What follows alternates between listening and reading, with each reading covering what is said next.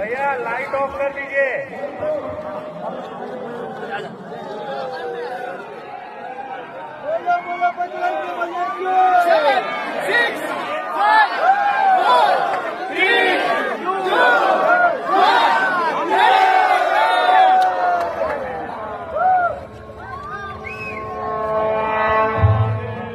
సర్వ మానవాళికి రక్షకుడు, మనకు కొండంత అండగా నిలిచేవాడు, మనసులో తలచిన వెంటనే గుండెల నిండా ధైర్యాన్ని నింపగలిగే మహాయోధుడు, అభయహస్తంతో ఎల్లవేళలా మనల్ని కాపాడే ఆ పవనపుత్రుడి ఇప్పుడు మనసారా స్తుతించుకుంటూ శ్రీ పంచముఖ ఆంజనేయ స్వామిగా అవతారమెత్తిన కథ దృశ్య రూపంలో తిలకిద్దాం రండి.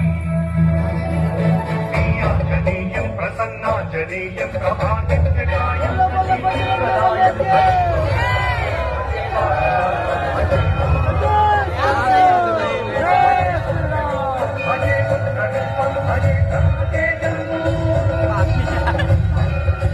అది రామాయణ మహాయుద్ధం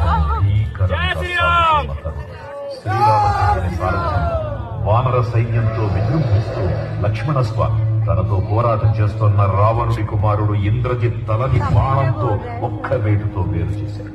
ఇంద్రజిత్ మరణ వార్త విన్న రావణుడు ఆవేశంతో ఊగిపోయాడు. ప్రతీకారం కోసం పాతాళ లోకాధిపతి తన సోదరుడు అయినటువంటి మహిరావణుడి సహకారం కోరాడు.